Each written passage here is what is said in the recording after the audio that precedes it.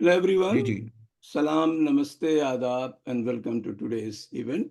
Today we are going to hear Professor Tariq Rahman, a very distinguished professor from Pakistan, and he's going to talk on Pakistan's wars and alternative history. It's a very interesting topic, maybe controversial also, and he will be formally introduced by Raza Rumi Saab. Actually, Raza Rumi Saab was supposed to give the concluding, but they are switching the task here. So Raza Rumi Saab will formally introduce the speaker as well as the theme, and then he will disappear for a while.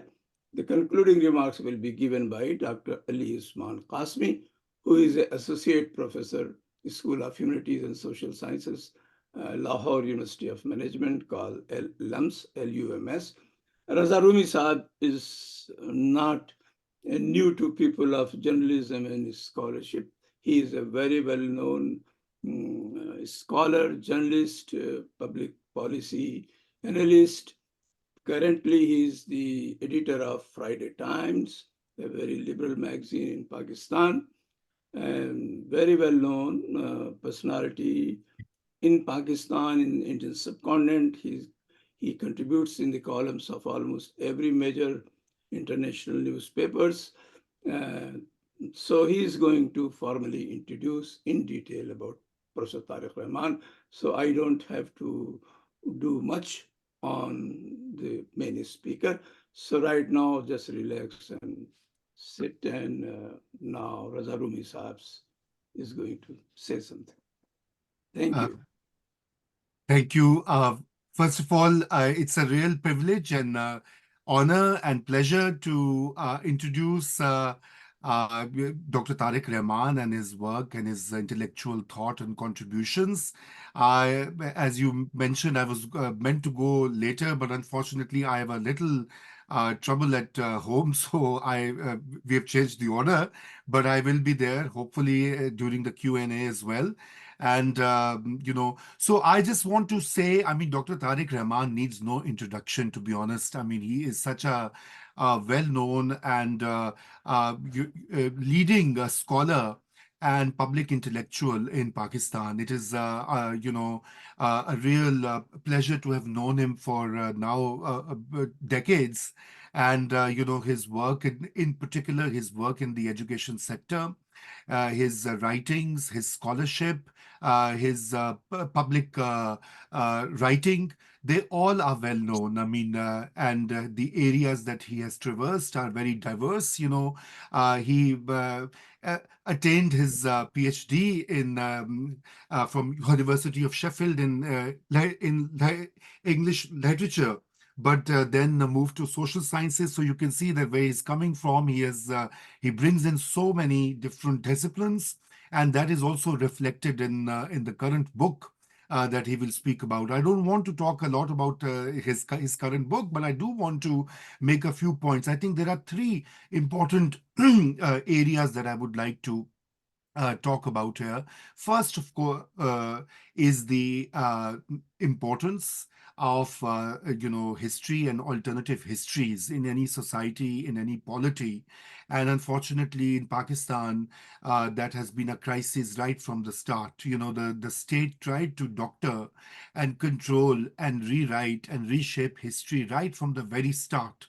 So, generations have been fed on a wrong or manipulated version or statist version of history that has obviously had implications. And I'm saying this because the subject matter of this book on the wars that Pakistan initiated in its in the 75 years of its existence are directly related to the kind of misnomers, misinterpretations, and delusions that have been propagated by Pakistani state right from the very start. And therefore, Dr. Tariq Rahman and other writers and scholars and intellectuals who challenge that and who set the record straight and bring facts to public light is a very valuable contribution. I mean, both for Pakistanis and of course for people abroad. I mean, you cannot really understand the present without understanding the history, and that is the key, I think, contribution that Dr. Tariq Rahman's book has made. I think the second important area I want to highlight is the fact that what is the role of public intellectual? What is the role of an intellectual per se? So, of course, Dr. Tariq Rahman is an educationist. He's been a dean, he's a professor, he's a writer. Uh, you know, as you will find out, one of the uh, um, uh, amazing and memorable things that he did in 1971, he quit Pakistan Army when Pakistan Army was trying to suppress the nationalist movement in then East Pakistan and now Bangladesh. And of course, that is something very few people in Pakistan have had shown the courage. But I think that kind of sets the tone and the path upon which Dr. Tariq Rahman embarked for the last half a century or so.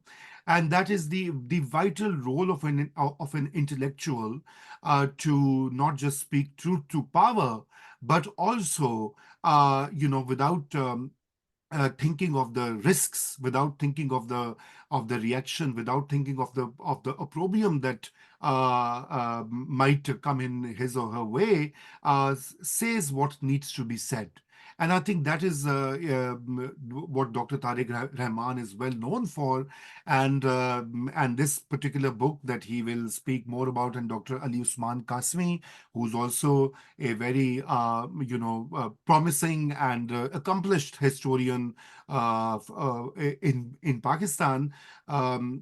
We'll talk more about that. I would not go into the details because I think it's better that you hear it from the author and from a fellow historian. But I think what this book does is actually it not just speaks to the Pakistani state for its follies and all the wrong decisions and the wrong estimations and anticipations and the kind of mindset that these wars indicate, but it also speaks to the Pakistani public. In a way, it's a huge contribution to not just peacemaking, peace building, but also creating an environment where jingoism and the kind of anti-India, anti-West sentiments that have been cultivated in the Pakistani public mind are being challenged and are being questioned through this narration of history, which is based on both detailed scholarship, interviews, methodology, secondary sources, but also a clear intellectual statement of resisting and of saying no to jingoism and war and wars. So I think that's the second area I wanted to highlight. And the third is that Dr. Tariq Rahman is an accomplished academic, but much of his writing is very accessible, and I think that is also a point I wanted to make here. That it is written in a manner where scholars and subject matter experts relate to that, but the general public also can access the kind of materials. That is something, there's a generic problem across the globe, and South Asia is included in that many of our writers and scholars, they obfuscate through their language, use such terminologies and frameworks and a style that disengages the reader, that disengages the public. And this is my long held view that knowledge production, what is the purpose of knowledge production? It is not just to, get a book out or get accolades and awards, but it is also to engage with the public. It is also to impact and change the world in which we live in. And I think that is where Dr. Tariq Rahman succeeds, and succeeds beyond doubt. I mean, his earlier work on the nationalism of languages in which he has gone through the Urdu Hindi controversy and the the whole narratives around Urdu as a nationalist marker or its mirror image in India where Urdu is seen as the language of the Muslims versus Hindi as the language of the Hindus, etc. I mean, much of his work actually demolishes that mythologies. And similarly, the mythologies on Pakistani wars and Pakistan's overestimation of its power, its regional power, its international power, or even its, the way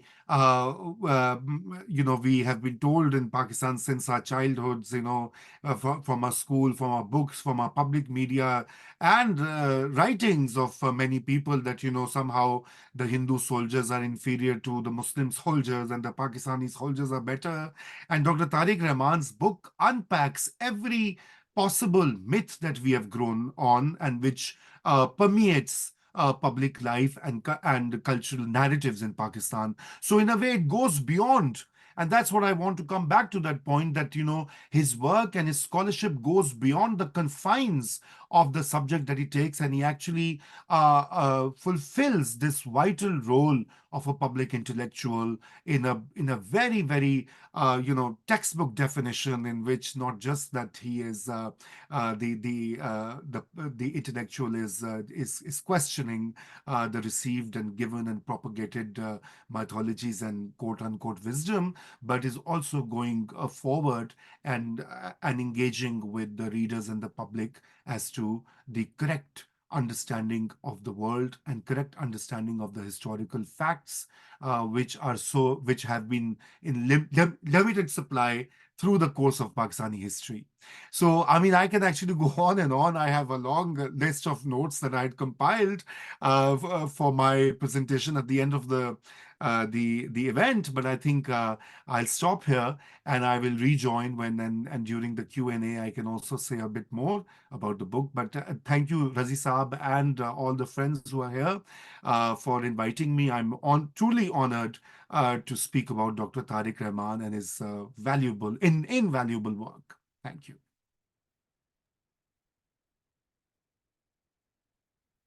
Please unmute yourself. Unmute Tariq. Thank you very much, Sab, for an excellent and very generous introduction. Well, here's the book. Here is the the one which probably is available outside, and this is the one which has been reprinted here in Pakistan. This is the folio edition. That's the routlet edition. Okay. Let me just very briefly sum up what I have said in this book. It's an alternative history because first, it is not about battles. It is not about which battles were fought where and who won them, etc. Secondly, it's not about the nationalist nationalist narrative which Rumi Saab was talking about, as Rumi Saab was just talking about it. It's actually in a way it is to question those myths which the nationalist narrative has been disseminating in textbooks and otherwise for a long time. And there are certain points which I make in this book. First, I've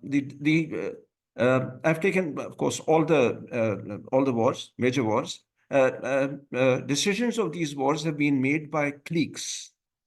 And a clique is defined as a few people who may otherwise be in commanding roles in the state machinery, but at that time, when they're taking those decisions, they are taking them in a different capacity, in a capacity not as operators of the state, etc., but in let's say a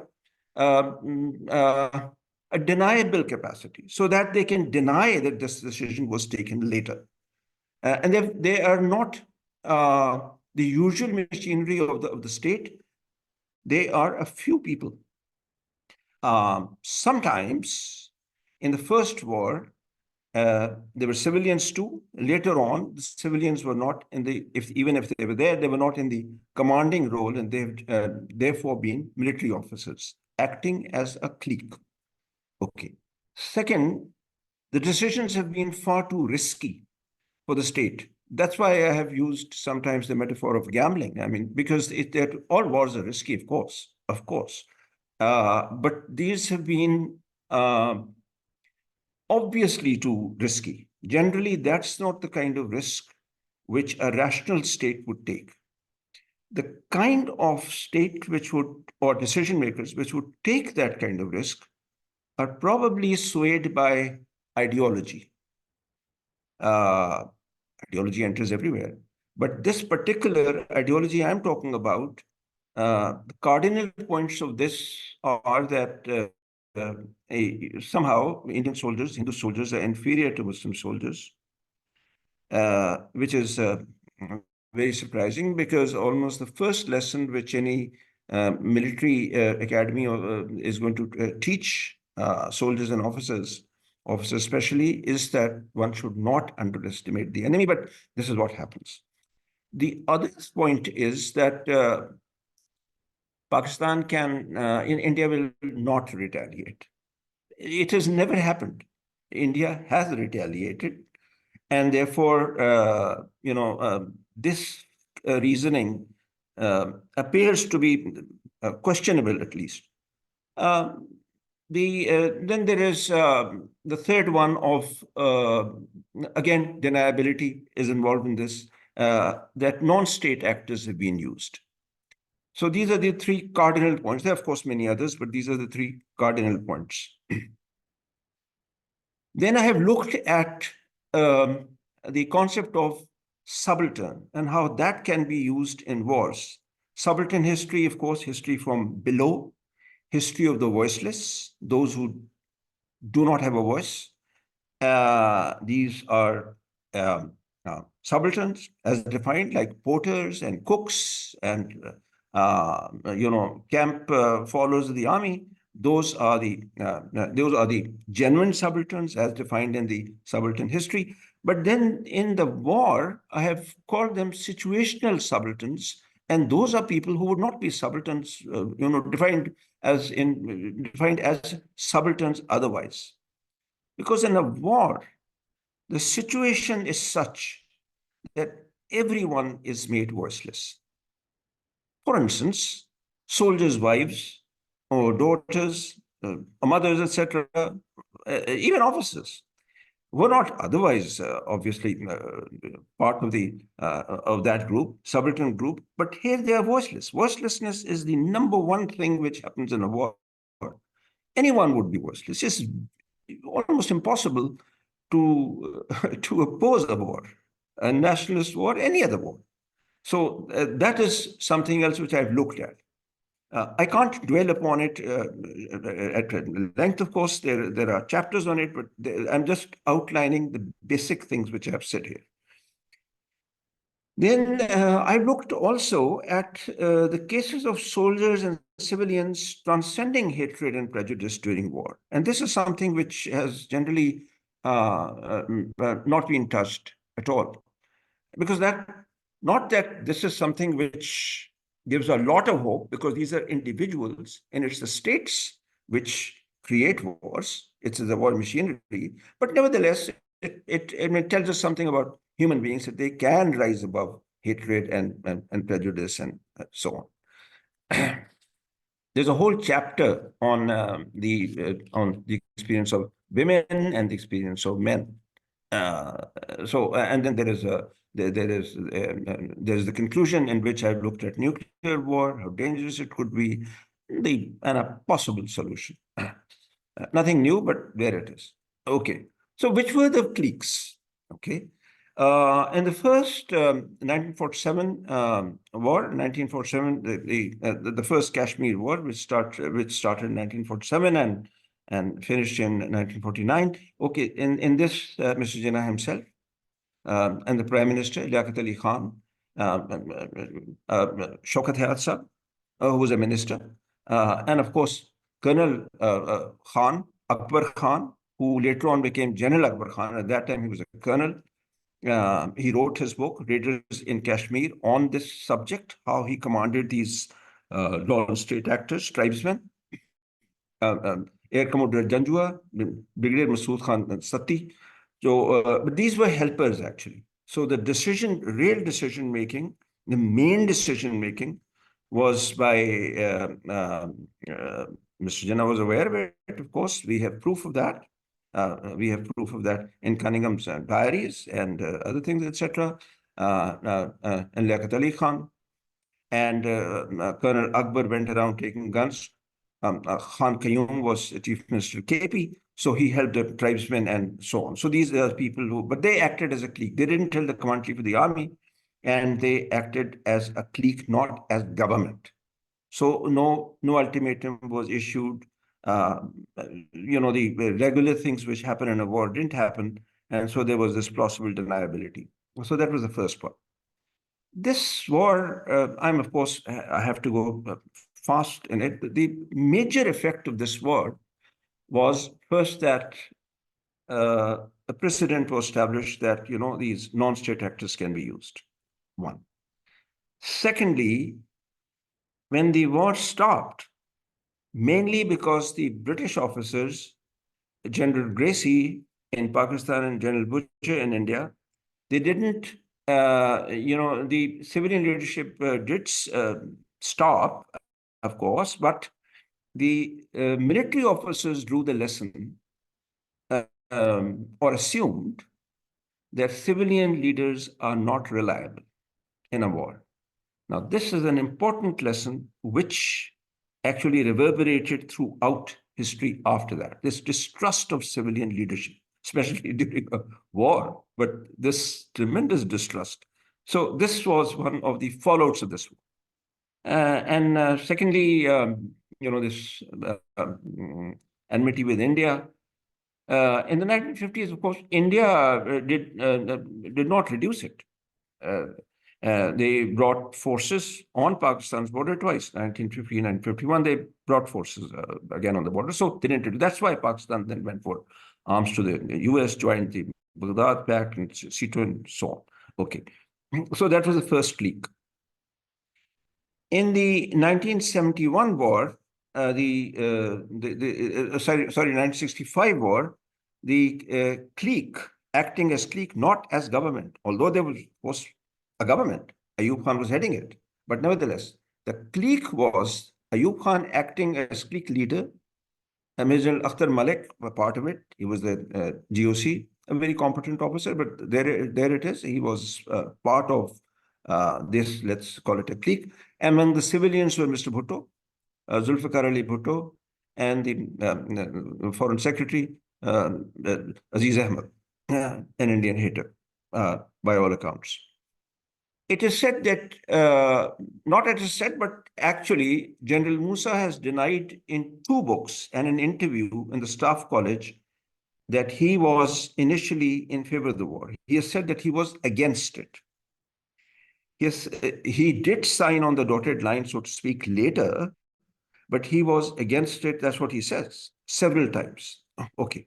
General Mitta says that a file was brought to him in the GHQ, and every time the chief sent that file, General Mitta would say that, no, we are not in favor. We shouldn't do it.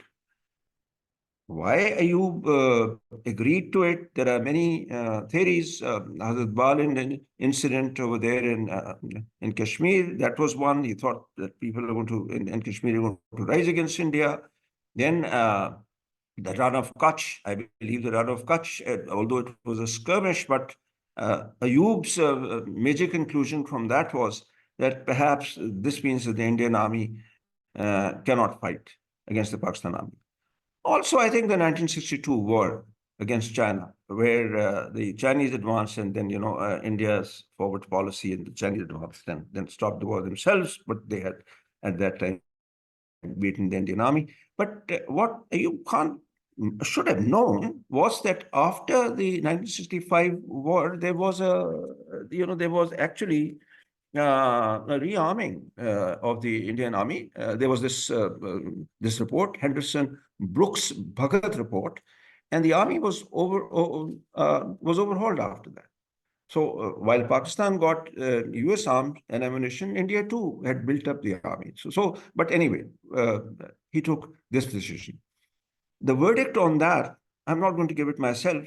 General Mahmood Ahmad has written an excellent book on it, and he said, he says that Pakistan did not win the war. India did not win the war either. But he says that if India's attack on Sialkot and Lahore was for defense, then yes, India was successful in defense. If they wanted to conquer Sialkot and Lahore, then they were not. Then they were not successful. The major, there were two sort of, actions in this war. Let's say there was the Operation Gibraltar and Operation Nusrat, in which soldiers out of uniform, but soldiers nevertheless were sent into India. Nusrat was 20 kilometers or miles inside, and the other one was that they went even further. Now, Operation Gibraltar. This was much more deniable because you could pose that you are Kashmiris. The other one was this attack, Grand Slam. This was against Akhnur. And this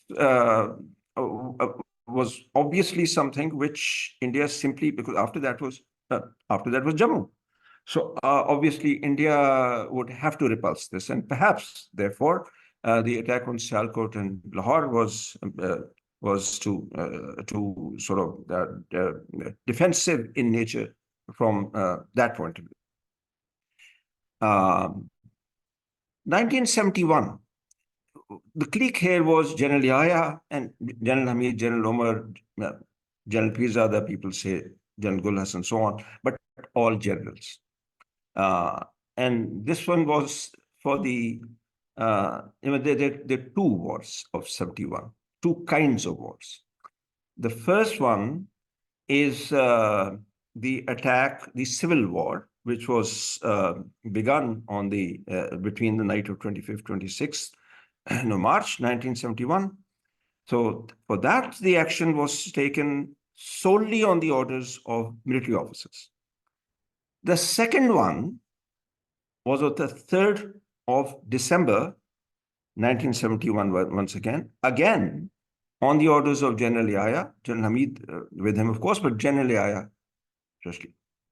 Incidentally, on the 4th of December, India was about to attack anyway. The evidence of that comes from Indian sources. So Yahya Khan sort of preempted that and was blamed, obviously, by Indira Gandhi for starting the war. Actually, of course, Indian soldiers, infantry mostly, was in what is now called Bangladesh, about 20 kilometers and inside from the 22nd of November or so, even earlier. But the difference between an attack with aeroplanes is that one can then use aeroplanes and tanks. So when Yahya Khan started this attack on the 3rd, the first thing which happened was that the airfields in former East Pakistan, they were bombarded by the Indian Air Force. It was all out, of course. So before that, infantry was used. The Air Force was not used. This was the difference. But the civil war, of course, dragged on from March, and then there was a rebellion of the East Pakistan Rifles and EBR, etc., and right up to December. That's where most of the atrocities took place. Okay, so which was the fourth clique? I think the first Afghan war. First Afghan war, 1980s. General Ziaul Haq. He is said to have consulted and ordered Major General Akhtar Abdul Rahman of the ISI, the head of the ISI.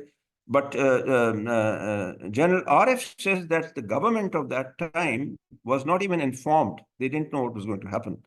And of course, The government was simply not told anything. Then comes Kargil. And in Kargil 1999, the clique is General Musharraf, General Aziz Khan, Lieutenant General Aziz Khan, Lieutenant General Mahmood Ahmad, Major General Javed Hassan.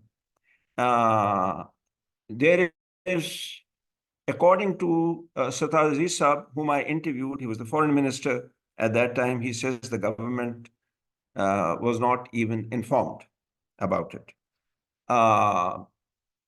It is possible that the information given to the government was in such language, military language, that Nawaz Sharif did not understand.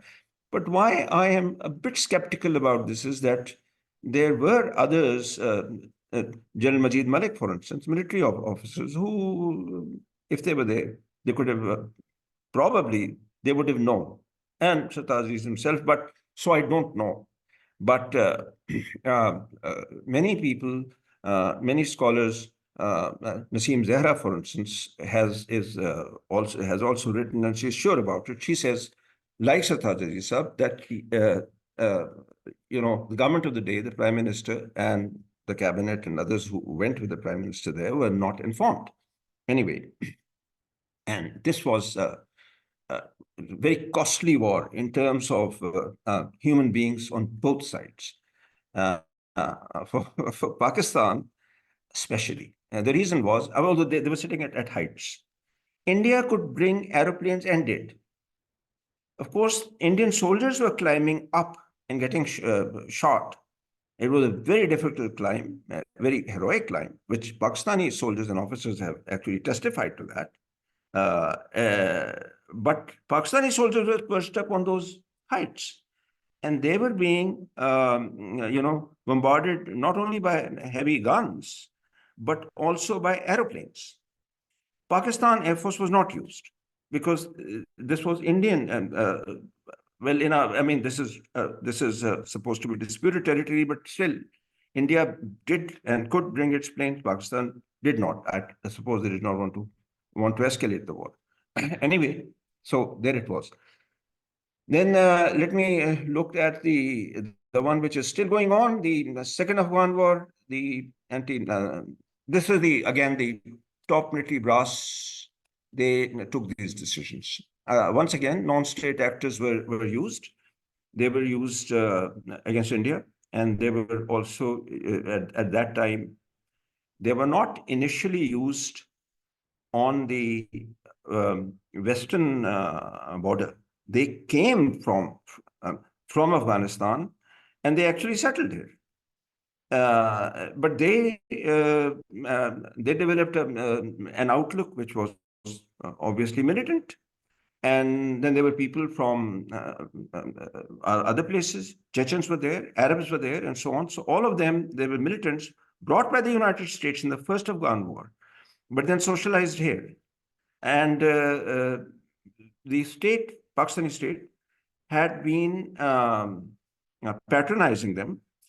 Now they suddenly, because of 9/11, they stopped patronizing them. They turned against them.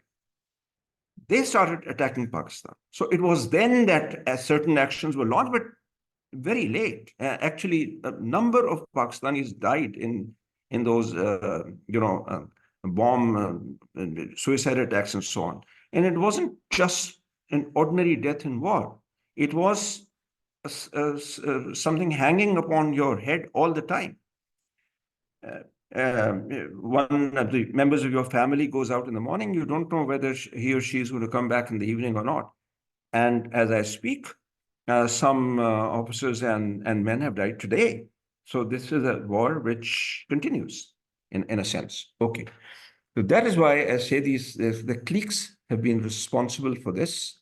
Government, as government, has not taken action, possibly because of, first of all, as I said, deniability. And the second reason has been that if it's a civilian government ruling, then the idea is that perhaps the civilians are not going to allow this. And so we might as well do it ourselves. We'll do it better. What is wrong with this?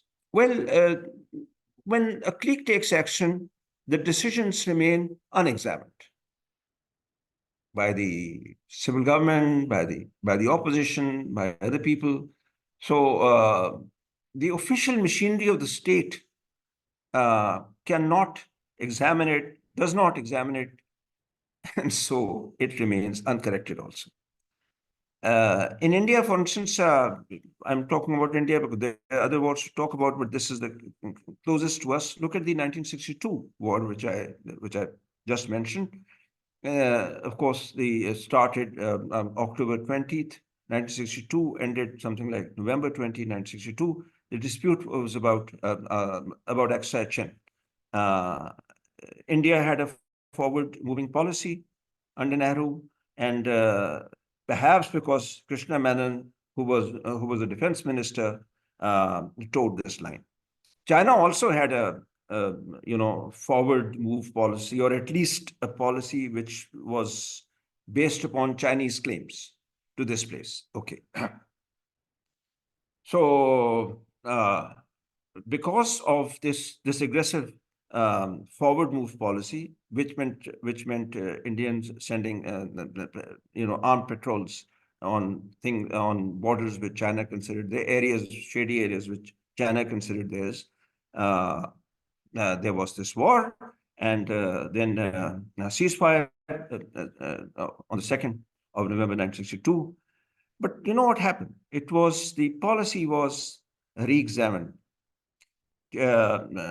General Call was fired, and Krishna Menon, he resigned. So after that, this report, which I mentioned earlier, that was written. So something was done about it.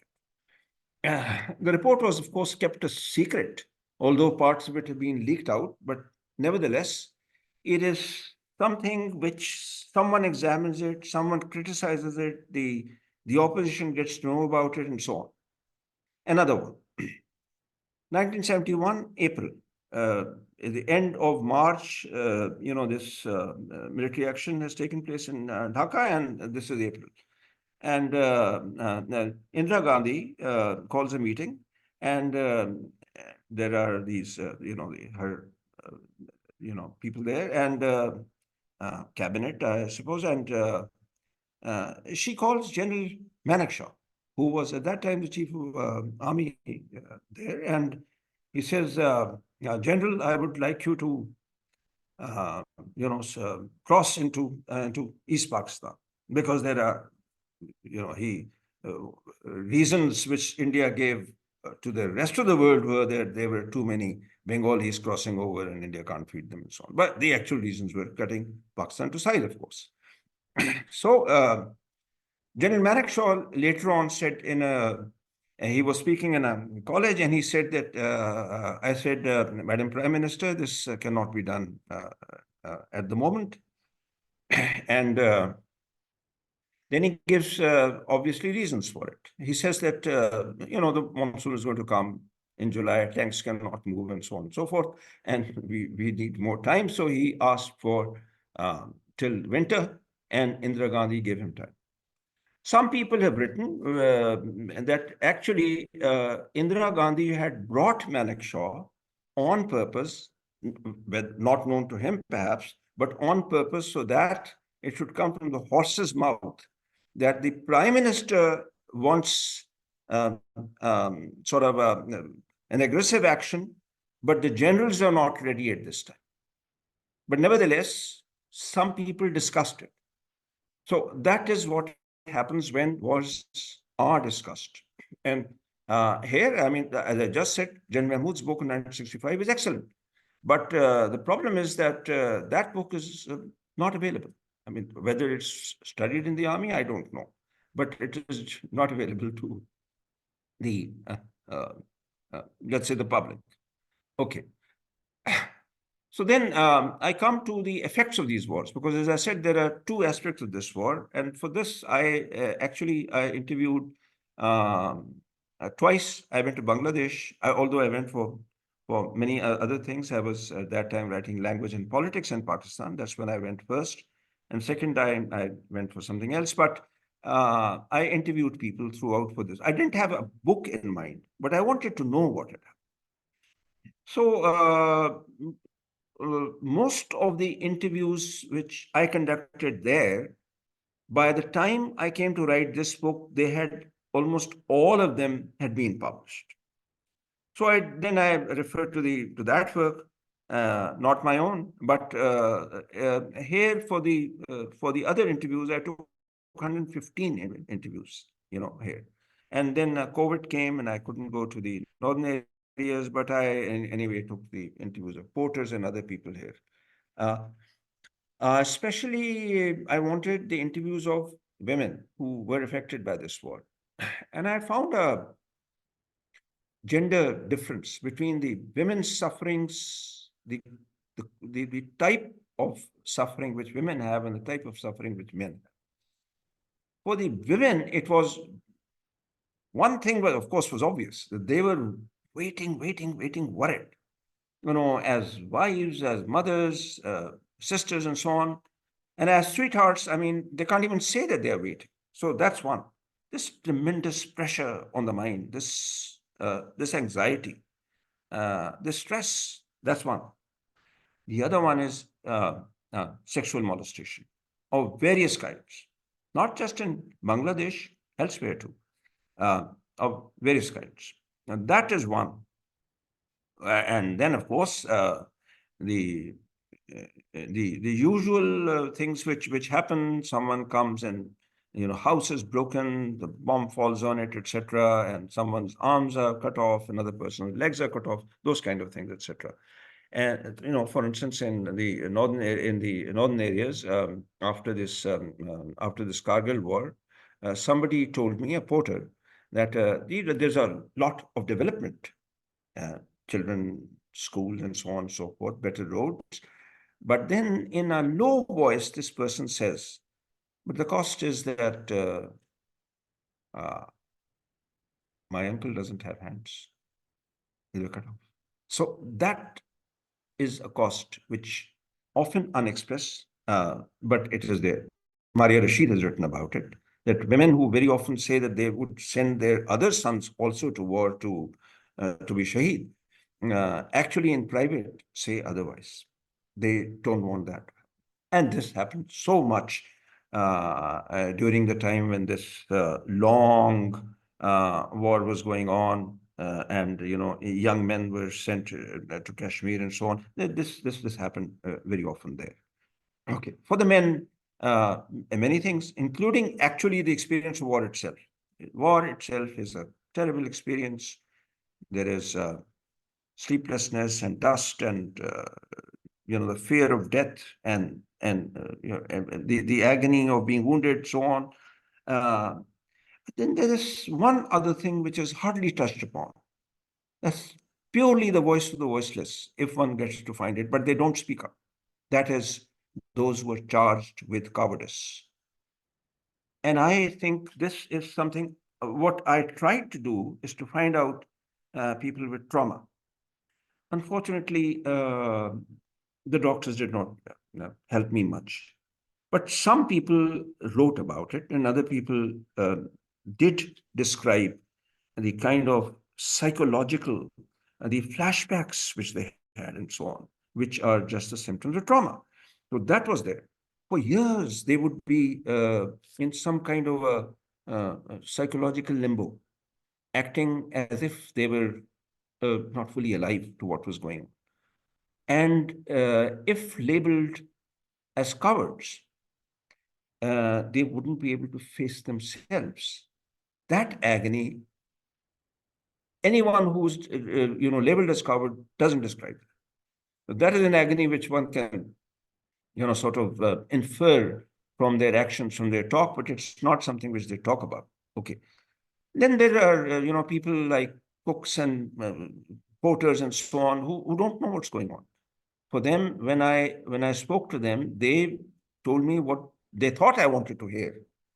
But then in between, for instance, there was a sweeper. He was much impressed by one thing, that he was impressed because his officer, his sahab, talked to the Indian Sahab, Indian major, etc. And he was impressed by that. I mean, he didn't say so, that he wanted peace. It was obvious. Then among other people, I interviewed a lady whose husband had died. He was a submarine commander, a commander in the Navy. And she said that she was 25, didn't know how to survive, and had a little son. And the son said that Papa was talking to the fishes. Fishes is what he said. That sort of thing. So this is what I've captured in this book. In the chapter on transcending hatred, I have looked at instances, many of them, in which people have helped each other, commended each other. Indian officers have sent, citations of bravery of Pakistani officers. Pakistani officers have done the same for Indian officers. And they have actually, Bangladesh too. I mean, people have risked their lives to save other people. It happened in 1947 also. But for the wars, this is, I don't know whether somebody else has also done this, but when I was looking for information, I didn't find any on this aspect. So this is a chapter. I've looked at this also. Basically, the last one is, the last chapter, because I want to give you more time to ask me whatever questions you want, is the conclusion, in which one claim which I've made is perhaps not substantiated as it should be, because I'm not a psychologist. It is my idea, for whatever it is worth. It is that whatever human nature might be, there is a book there's several books which I've read, and one of them is Prevent. It says that it is very malleable. So there isn't really a fixed nature, so to speak. It can permit very, what is maybe called inhuman behavior, and it may permit what may be called saintly behavior. Depends upon a number of factors which are all, which can be manipulated. It can bring out the best and the worst. But even if it is assumed that yes, there is this aggression, that is for fights, that is for stimulus response. My contention is that war is an institution which we human beings have made. It's an institution which we create in group. We focus love on the in group. We include only the in group, and therefore exclude by definition the out group, upon which we subspeciate it, as if that is not part of the same species. And that makes us do all sorts of things to it. Whether it is killing or rape or anything, we do to the out group. We're not like us. And that is something which we do through manipulating symbols such as the national flag and the national anthem, which Dr. Kasmi has written about. Of course, that's how states create an identity. So we do those things. So I believe that not now, but in future, the theoretical possibility, at least, of controlling war by states, accepting some kind of restraint. The United Nations has proved to be nothing, but another thing is possible. That is one thing. This is the most dubious aspect of the book, because, as I said, I'm not an expert on this. Okay, there's just a wish. There are other aspects too. One, I have looked at what would happen if there is a nuclear war. And after all, in Kargil, nuclear weapons actually, the nuclear sort of umbrella was there. because of which the clique at that time here thought that they can take this action.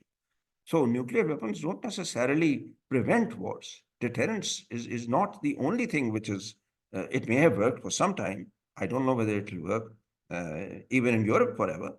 But in Pakistan and India, the actual time of the exchange of weapons, of these kind of weapons, is so less that the fear is tremendous. Okay. What is the solution? When I read them, I found that Sir Owen Dixon's solution of 1950, he was the Chief Justice of Australia, is perhaps the best. It is possible even now. He said that there should be plebiscite by sections. Jammu and Ladakh, no need for plebiscite. They will go to India. And what is called AK, Azad Kashmir in Pakistan, northern areas to Pakistan. By the way, this area which is called, Pakistan administered Kashmir in my book, and otherwise Azad Kashmir in Pakistan. In India, it's called Pakistan occupied, Kashmir. This was freed by the local people there who did not like the Maharaja. The Maharaja wasn't popular even in the valley, but Sheikh Abdullah was the leader there. So that, of course, Sheikh Abdullah was the leader, fine. But here, in this area, the tribesmen did help in some areas, but mostly local leaders actually took the initiative. So this actually was a kind of a liberation struggle here in this part. So that will, again, Dixon says there's no need for a plebiscite there. That goes to Pakistan. About the valley, he talks about plebiscite. Personally, I think that this option should now be given again to the valley, but not the option, not the option as thought about at that time. That is India or Pakistan. It should be India, Pakistan, or independent, because it is possible that the valley now does not want to be with India. After all, after Jagmohan, etc., I've read the reports. There have been human rights violations over there. So maybe they don't want to stay. That who's going to conduct it? I don't know. At the moment, I think India and Pakistan themselves, perhaps, even if they do a good job, that will not be. Nobody will consider it fair. So perhaps some other body. But nevertheless, that is one of the ways of moving further. I think there is a lot to be for me to answer. So I would like you to ask me questions, I think, after the summing up. So I'll stop here. Okay, thank you very much. Now, invite Dr. Ali Usman Saab for concluding remarks, and then we will move on to question and answer. Usman sir. Thank you so much. I mean, it's a tough task commenting on this fantastic work and overall, the body of scholarship that Professor Rahman has produced over the years. And also, I was supposed to introduce him, not conclude the talk, but anyways, it's always a pleasure listening to him, and I'm always amazed at his ability, that the breadth of his scholarship is just amazing. While he was finishing up his book on Pakistan's war, he was simultaneously, I think he had already started working on translating Ghalib's verses into English. So you can imagine the scope of his book. About this book, Pakistan's Wars and Alternative History, it's an exceptional contribution to the field, characterized by meticulous research and theoretical rigor. In this groundbreaking volume, Dr. Rahman offers a comprehensive account of the various conflicts the Pakistani military has been involved in since the country's inception in 1947. Drawing from an extensive array of sources, including interactions and in-depth interviews with approximately 50 officers, civilians, and their families, Professor Rahman brilliantly weaves together a narrative encompassing the history of conflict and violence and the profound aspects of memory and loss. And that, I think, is the most important, one of the most important aspects of this book, because by doing that, his book transcends the traditional boundaries of military history by offering a profound exploration of the professional army and its ethical dimensions, while critically examining the harrowing consequences endured by perpetrators and victims of violence. And as he rightly pointed out in his talk as well, as to how the notion of subalternity in this particular framework is linked with vulnerability. As we can see that people, even if they are commissioned officers who were at one point in a commanding position, and were perhaps, were involved in inflicting an incredible degree of violence on subject populations. But after the war, or even during the war, as the tables turned and they became vulnerable, and what kind of an impact it has, on the overall psyche of the person who is a participant in that violence. And even if, as he pointed out, even if they are not in that sense victims of violence, even when they are carrying out this violence, it leaves them with a long-lasting trauma. And it's a different project. It's a very difficult project to be able to recover those voices, to retrieve those voices, and it will require access to some records and access to people who have gone through this trauma. Another distinguishing feature of Dr. Rahman's work is that, unlike most studies that typically concentrate on the military's overarching influence on Pakistan's politics or the societal repercussions of militarization, this book delves deep into the very heart of the matter, providing an unprecedented look into the inner workings of the military establishment. And as he introduced his work, and Professor Rahman told us that he's looking at, or he's approaching these wars through this framework of how cliques operate, how certain people, individuals, they come together to form an inner cabinet or a close group of people working behind the scenes with a certain degree of anonymity, because the idea is that if at all the plan doesn't work out, there is always a plausible deniability which they can claim. And it's because they operate in these kind of cliques, there is an associated high risk which is involved, and hence, as he said, he's using the term gambling a lot, because these are very powerful individual, powerful men who are not in that sense they're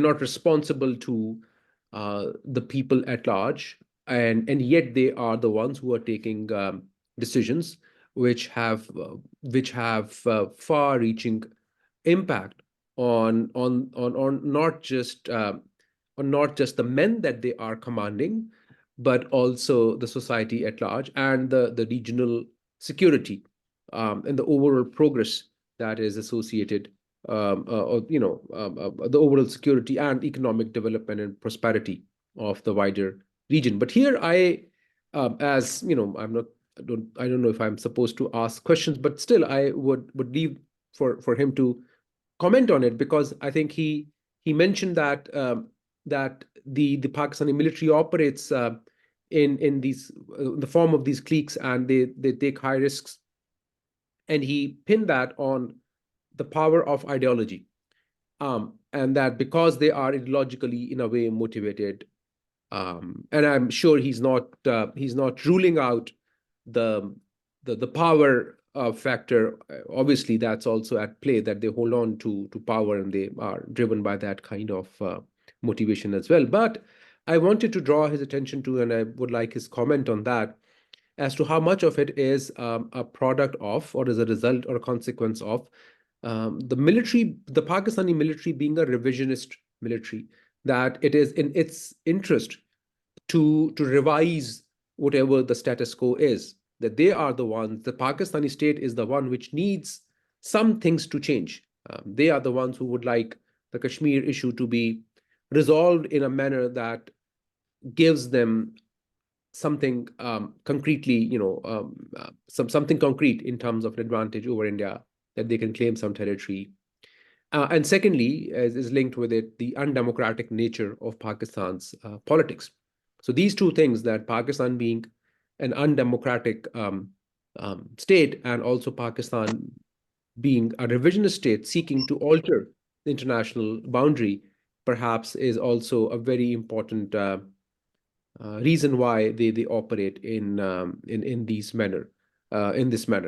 And also, obviously, there is no denying the ideological factor, because I think, and also Professor Rahman can talk about as to how, the making of a soldier and making of a commissioned officer, as to how is how is it that a young recruit or a cadet who goes to PMA in Abbottabad, how it's that what kind of an officer is cultivated at PMA. So so that kind of an insight will be very useful, and also I think it'll be useful to understand as to how this cultivation is different from the way India is raising its officer corps.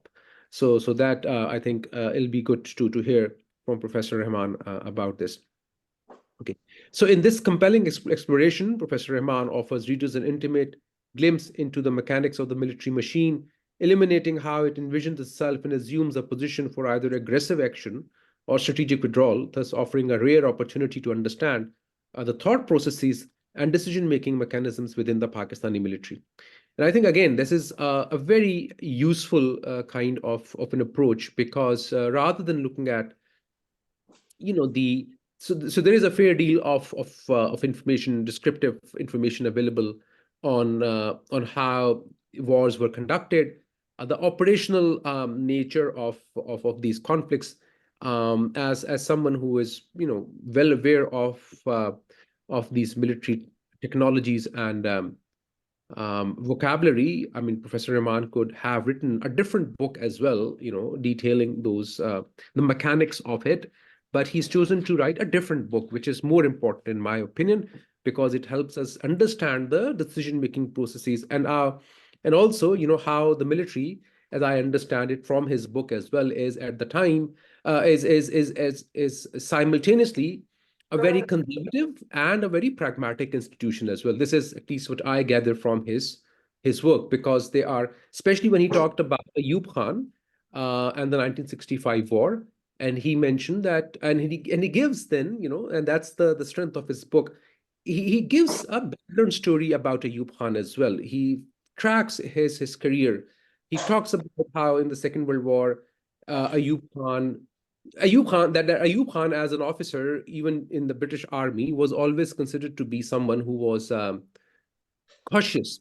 So he's talking. He's in his presentation, he was talking about how this charge of being a coward is stays with you. But in case of Ayub Khan, there's a thin line that he was known to be a very cautious kind of an officer, and hence for Professor Rahman, he remains a surprise that someone of that kind of a background and reputation chose to listen to his hawkish advisors like Aziz Ahmad and Bhutto, and sanctioned Operation Gibraltar, which ended up in the war of 1965. So again, I mean, it's a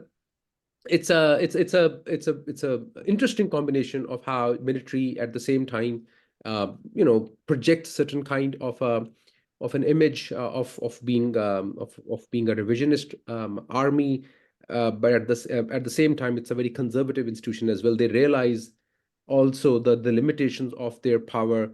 So it's so I think there is a lot which and that is why it is important that we read Professor Rahman's book, and especially we look at Pakistan's military and its history through this framework, so that we can understand how these twin kind of like approaches of pragmatism and conservatism are at work in how Pakistani army operates.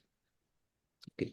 So this incisive perspective has been gleaned from extensive interaction with serving and former military officers and thorough examination of their autobiographies, war manuals, official war histories, and related source material.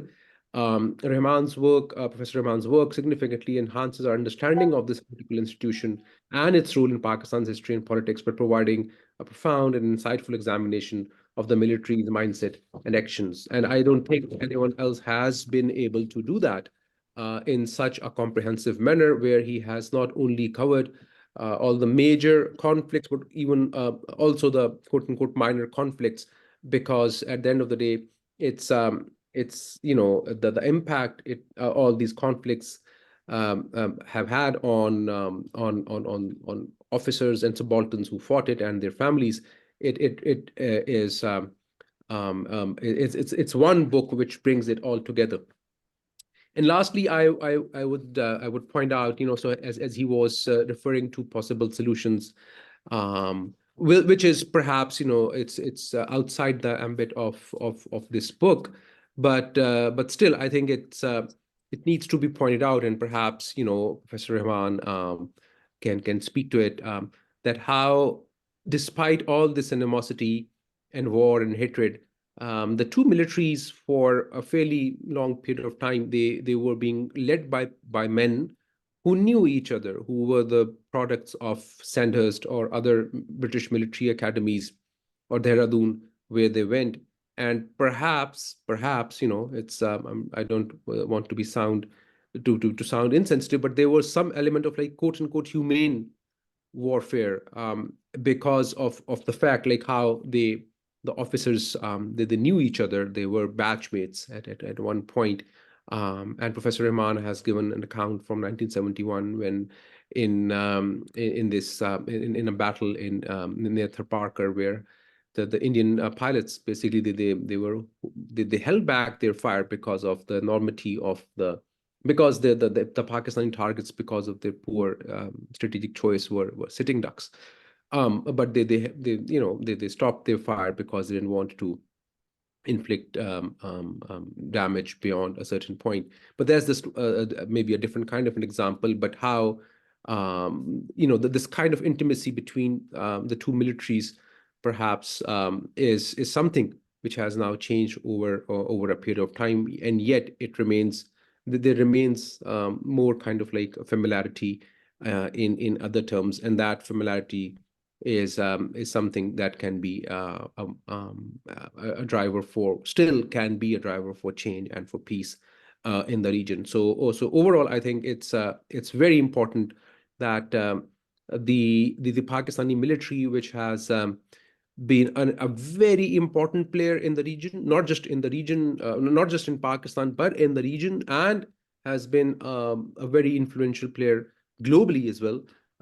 It needs to be understood in a critical, professional, historical, scholarly manner, and this is what Professor Rahman has been able to do in this book. So thank you so much, Professor Rahman. Congratulations once again on writing this fantastic book. Thank you very much. The floor is open for questions. Thank you. Before we go on to question and session, I do. Take this out, please. I do have another poster. Okay, hold on. Okay, right. We just show the next Saturday's announcement and then move on to question and answer. Okay, right. Sure. Okay.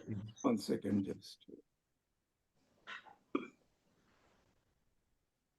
It's okay. Well, it's a very different topic.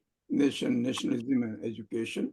Dr. Navneet Sharma from Department of Education, Himachal Pradesh Central University, is going to talk, and he will be assisted by Dr. Madhuri Sharma and Professor Yashpal Singh, who will be giving their introductory and concluding remarks.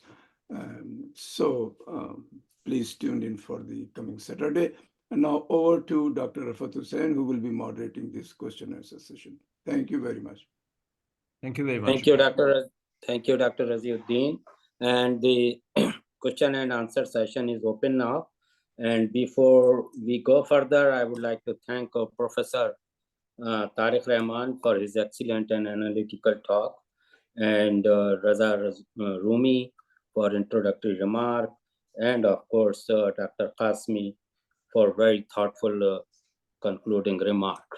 So, as you know, you can raise digital hand or put your comment or question in your chat box, and I will monitor both of them. So the first one is from Imtiaz Saab. Is Pakistani military wiser now after wars with India, or do they still think that they are present a Babur? Okay, thank you very much indeed. But first, let me just briefly touch upon Dr. Kasmi's question. It was a Sure, very go good ahead. question. He talked about the revisionism and the conservatism at the same time in tension in the armed forces in the state. Okay, yes, it is revisionist. Actually, revisionism in a sense started by the fact that Mr. Jinnah and the Prime Minister of that time, 1947, did not accept that the Maharaja of Jammu and Kashmir has acceded to India, because and actually before he had acceded to India, these tribesmen had been sent. So the carving of different kind of borders, if that is that is one of the aspects of revisionism. That started from one day. Now that revisionism has itself become a conservative stance, a point of view, an ideological outlook of both the civilians and the military. Because that to move from there, from that stance, at least on Kashmir, is extremely difficult. The only one who could move a little bit was General Musharraf, when which his minister, his foreign minister Kasuri Sahib has written in his book, a little bit of service starts of the bus, etc. So, but that by itself has held the decision-making elite prisoner. So that certainly is there. And yes, I mean, there is another aspect of it that the military is important because there is conflict. That is there. But I do not hold the view that that people sit around a table and therefore decide that this is our interest. It just so happens that the institutional, let's say, understandings normalize that conflict, appear to accept that because that seems to be the only way out. This brings me to the question just asked about being wiser. Okay, look, temporarily for the last after Pulwama, let's say, there is a change. There has been a change. Actually, there has been a change in both India and Pakistan.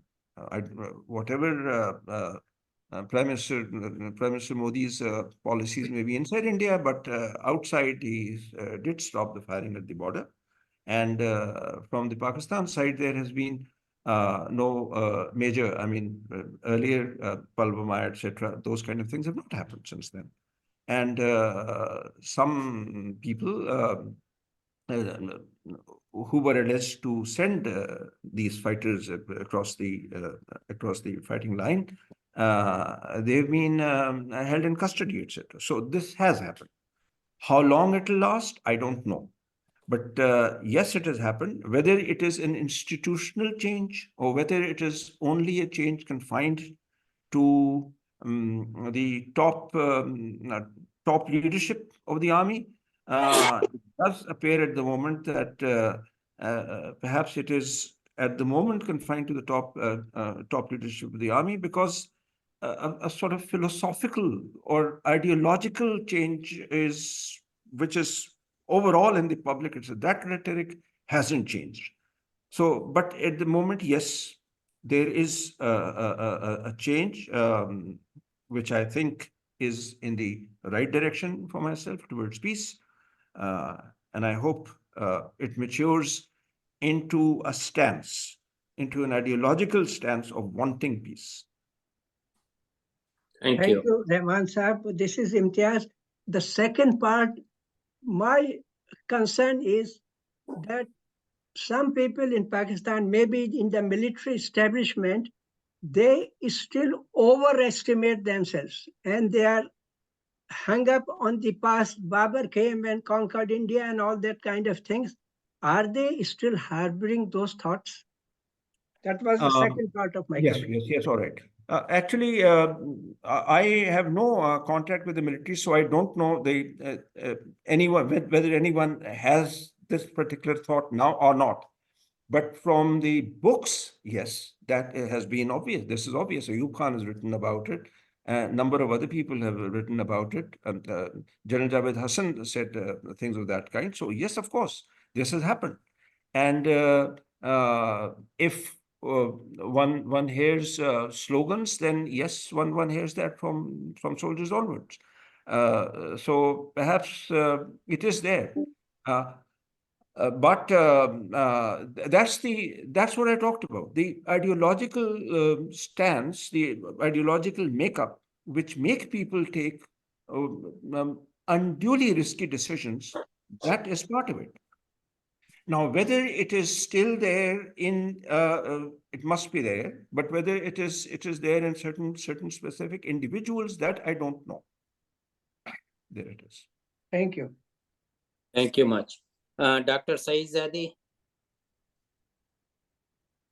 I think he left. Nazir Ahmad Saab. Professor Saab, Ji. is it historically correct that in September 1947, Sardar Patel offered to trade Hyderabad for Kashmir? And is it correct that Liaquat Ali Khan rejected the offer? If indeed is correct, was Muhammad Ali Jinnah aware of this offer? And what was his position on this issue? You see, this has been reported by one minister of that time. Sardar Shaukat Hiaz has mentioned this. Another person has also mentioned this, but they offer no proof. I mean, they only say that this was done, this was conveyed to Liaquat Ali Khan, who said this. But there is documentary evidence, whether Mr. Jinnah was informed of this, etc. None of these things is there, so I don't know. But personally, as long as things are not in some kind of a documentary form, I personally don't know whether they're true or not. So it is possible, but there is no certainty of this. Thank you so much. And Dr. Syed Amir. Thank you so much. Enjoyed the talk.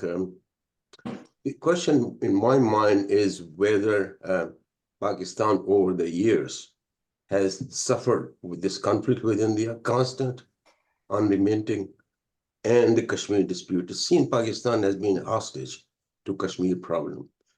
Every time there is a conflict, it seems that the solutions goes further away and away. Would it be, as I wonder, is that if there was some leader of the stature of Muhammad Ali Jinnah, Quaid-e-Azam, or de Gaulle in France, this problem could have been solved by telling the people what is really practically possible in terms of Kashmir. Pakistani strength, military strength, whatever it was, equivalent to India initially, disparity is huge now. And to go on continuing telling the people that we can get Kashmir or there's a military solution of that does no service to Pakistan. Now, as you mentioned, I think that probably the realistic solution came when General Musharraf was the president and Mr. Bajpayee was the prime minister, probably as much as practical as possible. Now, keep talking about that we won't take, I mean, probably couple of weeks ago, there was a Kashmir Day in Pakistan and all public demonstration and all that.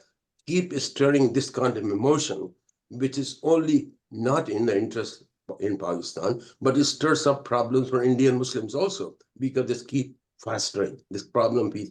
Instead of telling them like de Gaulle extricated France from Algeria, after years and years and all that war, France has prospered. So do you think if there was a now or in the past, there was a leader with the foresight to see this and tell the people there that it is, we have to be realistic, what is possible and not possible. Thank you.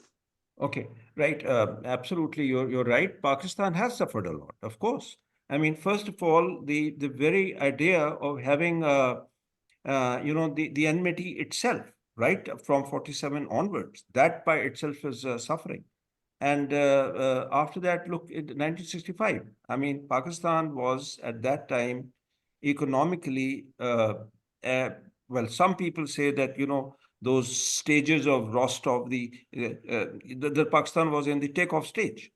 Sardar Aziz certainly held this view, and that the 65 war pushed the economy back so much that Pakistan could never reach that level later. So that, of course, is there, and then the very cost of keeping such a big military force when the economic base is shrinking, that by itself has a tremendous cost.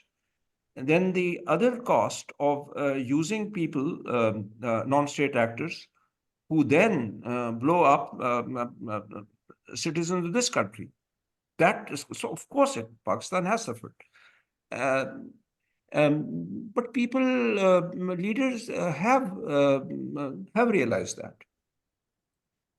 For instance, Nawaz Sharif himself, several times he has actually opted for peace with India. He wasn't allowed to go ahead with his plans if he had any definite plans, but nevertheless he made noises, so to speak. Benazir Bhutto did so. Ayub Khan himself at one time was ready for a peace sort of pact with India. General Musharraf, as I just said. So everyone who comes in power at one time or the other does feel that. But as I said, they are now themselves the prisoners of their own rhetoric of revisionism. The public would not let them. And if you're saying that there's no one leader who's great enough to do it, that is perhaps correct. There's no one who is charismatic enough and has enough people's support, and whom the military also favors, to do this.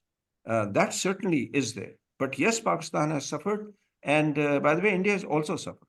Because if this drag was not there on Indian aspirations and economy, India is forward, certainly, but it would be even better for Indian citizens, including Muslims, had this enmity not been there. Now, suppose just that there were free borders. How much could we have gained through regional trade and intellectual exchange? Instead of going to London, etc., we could have gone to Delhi, you could have gone to Lahore. So both India and Pakistan have suffered, and Pakistan, being the smaller economy and country, has suffered more. So there I fully agree. Yes. Thank you. Thank you.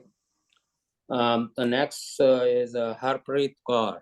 So Yeah, I was so short. First of all, I've put a comment also in detail in the comment box. But each point when Tariq Sahab is speaking, it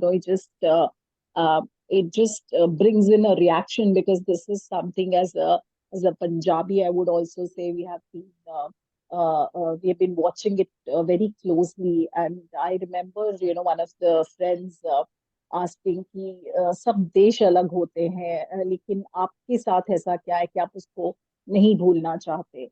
And when I was researching about it in the light of recent opening of Kartarpur corridor, or a lot of efforts on social media, I mean, every day there is a news about this, and I was trying to narrow down to Punjabiyat, I realized that there is a dead end. If we continue feeling emotionally about each other and we do not gain intellectually from each other and politically, if nothing is done, I was trust me, I was afraid there will be a dead end. No, so this was my fear, and then this talk came, so I thought about it. My question to Tariq Sahab was, maybe I missed it, that when you have written about the alternative history, have you also looked at the media reports or the government statements or order of the day of the army when they write and juxtaposed it with the narratives, or this is just like you said in the beginning, only narratives and subaltern. And my third point was regarding Urdu. Pakistan में जो उर्दू में तरक्की हुई है वो बहुत अच्छी लगती है इंटेलेक्चुअली. हम यूनिवर्सिटीज में सब्जेक्ट को लेते हैं मगर हमारे पास किताबें नहीं है और अक्रॉस बॉर्डर उसको मंगवाना भी उतना आसान नहीं है. So I was delighted when in the beginning somebody said कि क्या उर्दू में discussion हो सकेगा और political भी. So I was looking forward to that. So maybe in future I would. So these are my questions and comments and much more. Maybe there will be platform in future. So thank you so much. I look forward to reading and interacting more with the group. Thank you. Ji of course मैं तो उर्दू बोलने के लिए अभी भी तैयार हूँ. I don't know कि is it all right for everybody, can everybody understand or not. मैं तो खैर बिल्कुल तैयार हूँ उसके लिए. अच्छा, लेकिन first I mean you know the भूलने के लिए तैयार, which you said etc. You know, when recently there was a book on the history of cricket. Ali Khan has written it. He's a Dean of Social Sciences in Lahore University of Management Sciences, जहाँ के कासमी साहब हैं, right? And in that, he has written about the bonhomie of cricket teams when Indian cricket teams came to Pakistan and Pakistan cricket teams went to India. तो वो दोनों बातें हैं. There are also lots of friendships and sweet talk and listening to music, which is the same, and so on, and food. वो भी है. So it's not this the tragedy, you can say, of India, Pakistan is that they are so similar also. The similarities are forgotten when you create an in-group and you exclude the out-group through history, through other things, etc. You exclude it. So that is the issue, but the similarities are there and they do give hope. But the problem is those similarities are in the people, when they are on visits and so on. That is when those similarities come out. When they are studying, in London, etc. जब वहाँ होते हैं तो फिर वो similarities सामने आती हैं. The elite, the decision makers, they don't count these things. They are the ones who decide war. That's what I was talking about. The war is not a fight. In a fight, you are personally involved yourself. In a war, it is created. It's an institution which is created. That is what is not happening. So it's not that Indians and Pakistanis are not ready to forget this and that. It is that the elites on both sides are not ready to give them a chance for peace. Had this chance been given, yes, there is a possibility. After all, Germany and France, they became friends. They don't even speak the same language, but fought so many wars for centuries, and yet now there are open borders, Schengen borders. So the possibility of peace is there, but unfortunately, it is not. When you look at the elites, it seems to be very slight. When you look at people, etc., then perhaps it is more. So that is what one can say about it. As far as when you talked about the reports, etc., yes, I read as many reports as are open, as many as are available. वो तो सब मैंने पढ़ी. Kuch reports hai, like they are extracts, like I just mentioned one, Henderson one. Some reports are not available. Those I obviously could not read. Yes. Thank you. Kaisar Naqvi Saab. Unmute yourself, Naqvi Saab. I ask you to unmute. जी doctor साहब Assalamualaikum, Dr. साहब I'm a Pakistani from Karachi based in Toronto now.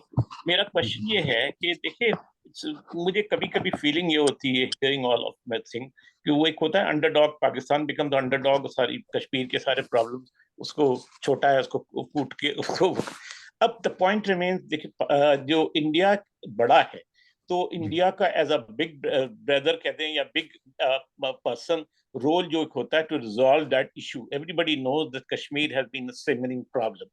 Now India ने में democracy रही जो पाकिस्तान में रही, पाकिस्तान में मिलिट्री बेस्ड गवर्नमेंट रही जो एक मिसिंग रहा है, लेकिन उन्होंने क्या किया इसको एक ऐसी चीज, ऐसा सोल्यूशन जो एमिकेबल हो।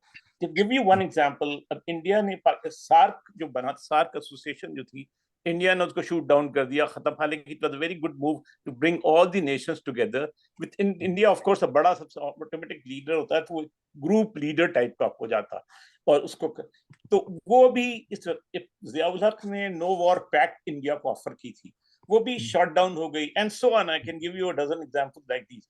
लेकिन द पॉइंट है आप वहां डेमोक्रेसी रही है, पाकिस्तान डेमोक्रेसी नहीं रही है, लेकिन नतीजा तकरीबन एक ही जैसा रहता है दोनों तरफ। Please comment on that.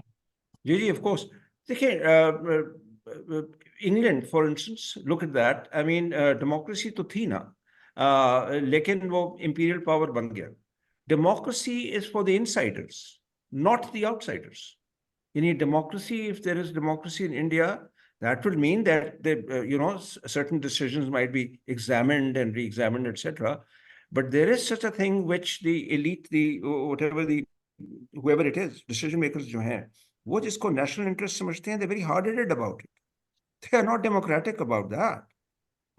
ये तो वो मतलब कैबिनेट में फैसला कर लेंगे, जरा बड़ा हो जाएगा, छोटी क्लिक नहीं होगी, etc. But nevertheless, they are not democratic to outsiders. They work on national interest in every country, whether it's the United States, which is, again, democratic inside, but not outside. So that does not happen.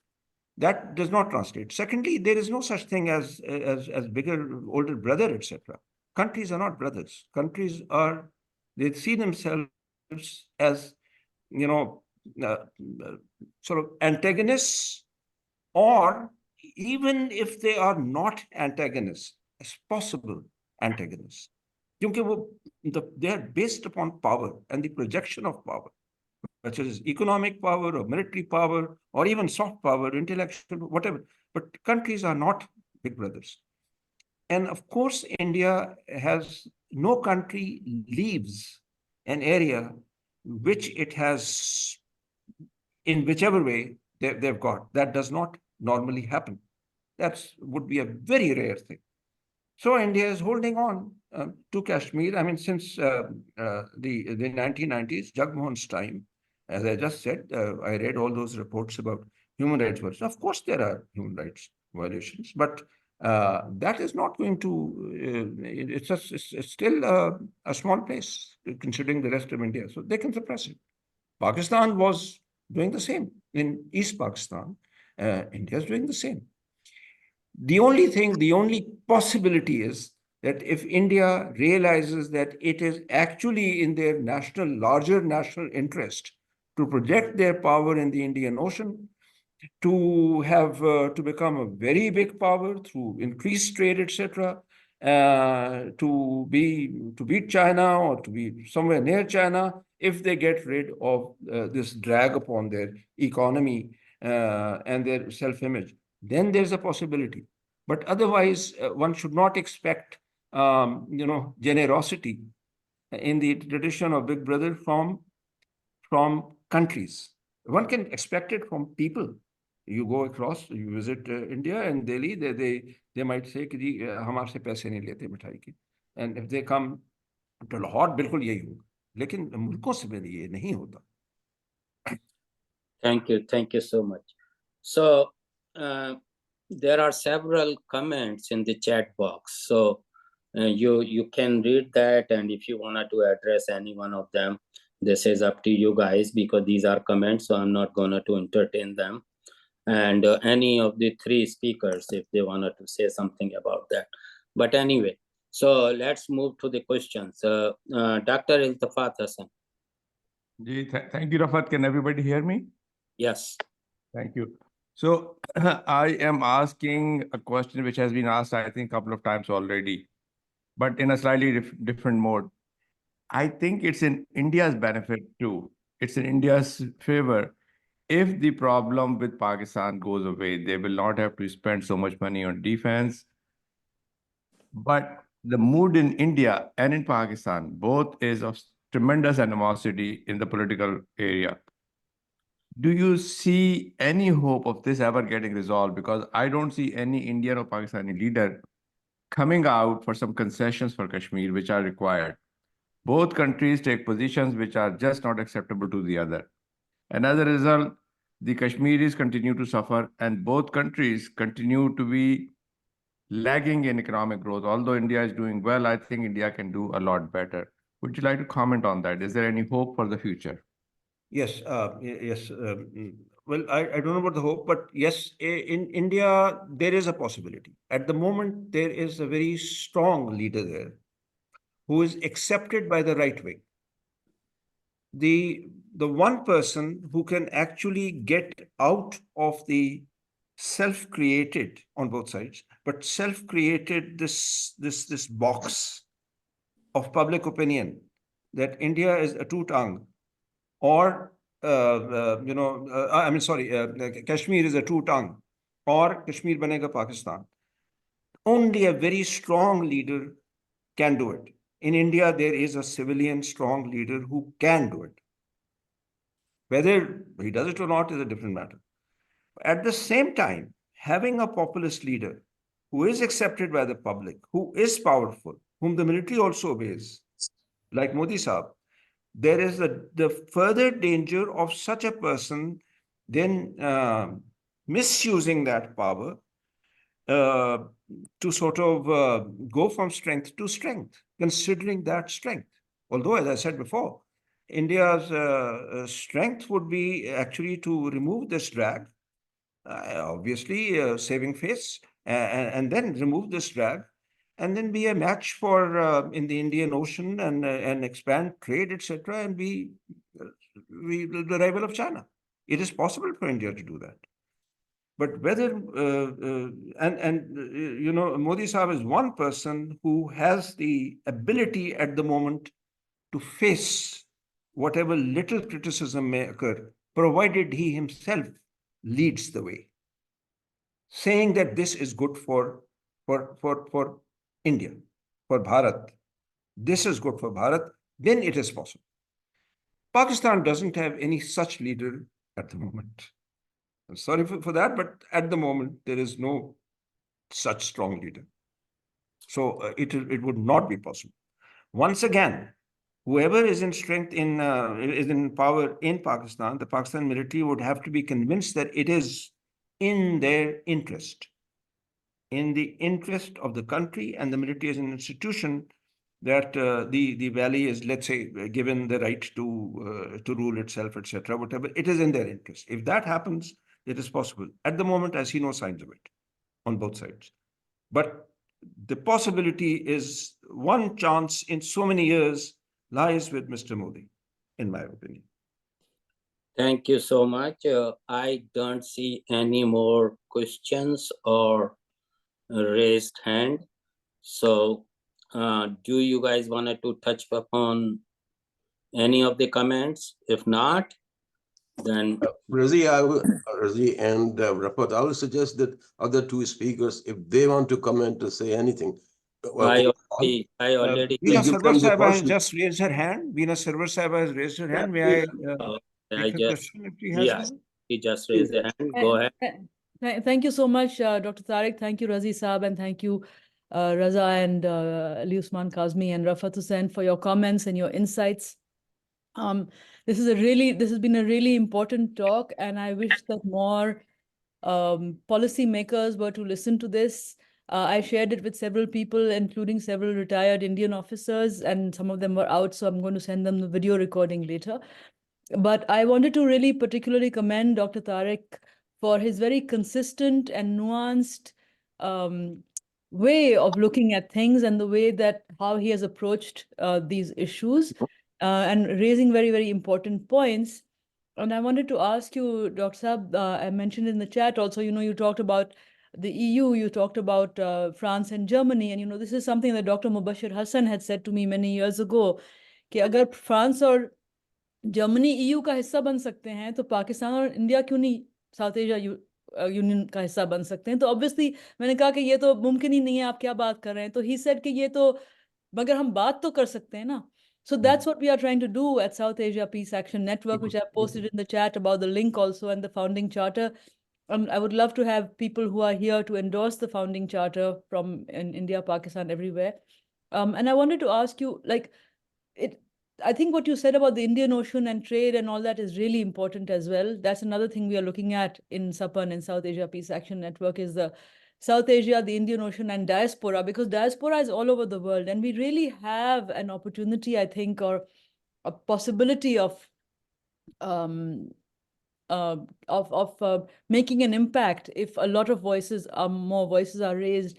Do you think, Dr. Saab, that, although I kind of know the answer, but I would like to know your take, whether this kind of collective action and consistent raising of voices makes a difference at some point? Okay, thank you very much indeed. Actually, your interview is here in this book. You were very kind. You gave me this interview.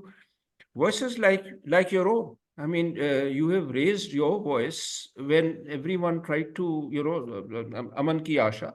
You carried on single-handedly. You did that, and you are doing it even now. You're raising your voice right now also. It does make a difference. Yes, it does. But as I said, ultimately, the difference it makes is it influences people. And sometimes this influence does percolate to the decision-making elites, because then they understand, oh, okay, maybe this may be in our interest. And they sit and at least talk about it. So there is a possibility. But at the end of the day, unfortunately, they are trained in power politics. They are trained in hard-nosed, what they think are hard-nosed decisions, which are generally military-based decisions. So while this may influence many people, sometimes that influence may lead to peace, but very often it does not. And one reason for that is that in their hard-nosed, what they call hard-nosed use of power, they use it on those internal people also who are saying such things. That is when the numbers decrease. People like myself who are not so brave will not speak up. People like you may be so few that even if you speak up, it will not make that much of a difference.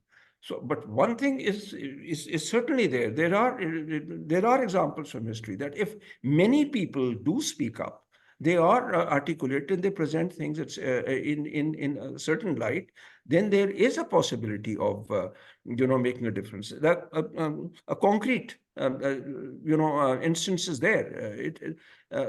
Some people, some ambassadors, etc., spoke to General Musharraf and said that we should stop these attacks and so on. And he said, I can't do it. But eventually, I think it did happen. Somewhere, someone got the message. Temporarily, maybe, but someone did. So yes, it does make a difference. And yes, if many people speak up, it probably will make a difference. It has made a difference in the past. So bravo, you keep doing it, and we'll keep listening to you. Dr. Saab, yours is the voice of courage we listen to. So, to say that you are not, that is the... I know you, आप बहुत self-effacing हैं, आप अपने आप को कहते हैं कि नहीं, you're not brave, लेकिन ये जो काम आपने किया है, ये किताब जो है, it is a work of great courage and commitment and bahaduri. Absolutely. Thank you so much. Thank you very much. Let's move on. There is one more comment. This is Arif Khan. I have a question. Can I speak? Hold on for a second. Let me try first. The Pakistani politicians have to make deals with the... this is from Iram Saj. Pakistani politicians have to make deals with military establishment. Why not? There is someone who could establish some civilian supremacy there. Pakistan is $1 million question. And go ahead, please. Okay, Pakistani politicians, I mean, control the establishment. I mean, personally, I think at the moment I see no one doing it. It does not seem to be a possibility. At the moment, because they're all beholden to the military. And further, they look to the military for aid in times when they should actually rely upon each other. I know that what is in many people's mind is that at the moment, Imran Khan is possibly challenging the military and so on. In my view, and I may be wrong, and I say it with all humility and an apology to his followers, I believe that he too relied upon the military to become prime minister, right? I don't know how many votes he got in 2018, but he certainly did rely upon them. It was only when the military became neutral or withdrew their support from him that he, assumed this stance of opposing the military. And if the military or its leadership again supports him, I think this will not last. So I see no politician at the moment who has a structural, thought out, ideological approach that yes, civilian supremacy is good for the country, not for myself, for the country, and therefore I should support those whom I consider my opponents, etc. And there should be consistency. And I should work so well that the people will support me. I do not see that happening. So I have very little hope from Pakistani politicians. I don't know about the future, but at the moment I have very little hope. Okay, so thank you so much. And then, Thank you of very course, it was very a long discussion. We are close to almost 2 hours. And Yes. before I ask a very trivial question, is there any possibility of cordial relations with India and Pakistan next 20, 30, 50 years? And then I will hand over to Dr.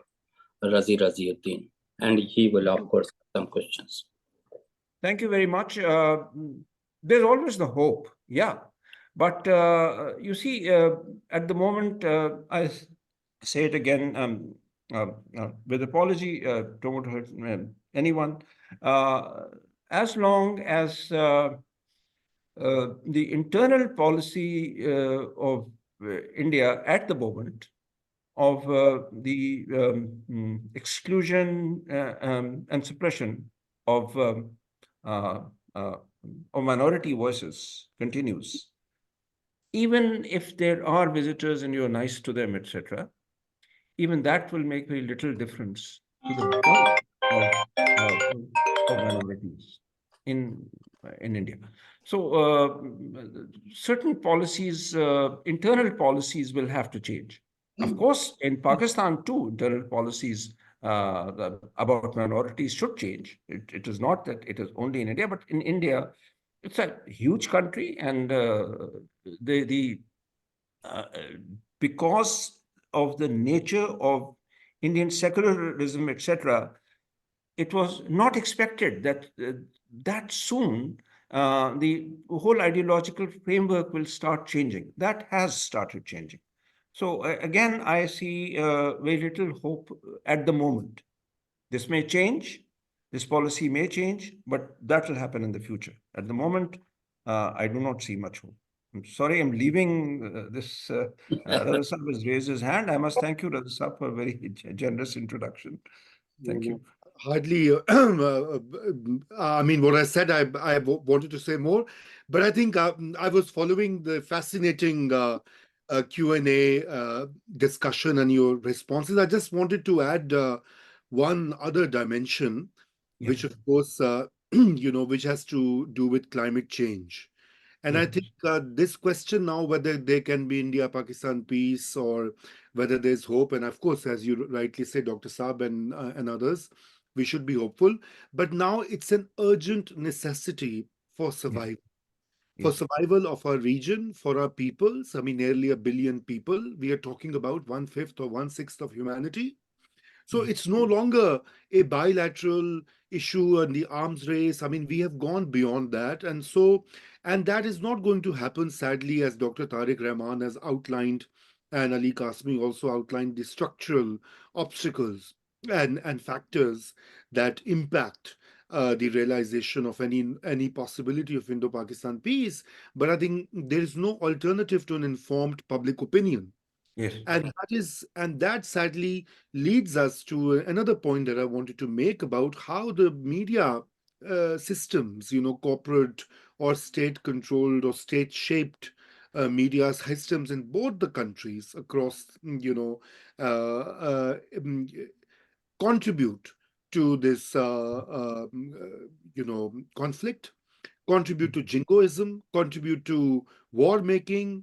We saw that, when in 2019, Article 370 was eliminated, and there were, Indian TV channels were airing comments like, "Why can't we bomb, flatten out Kashmir?"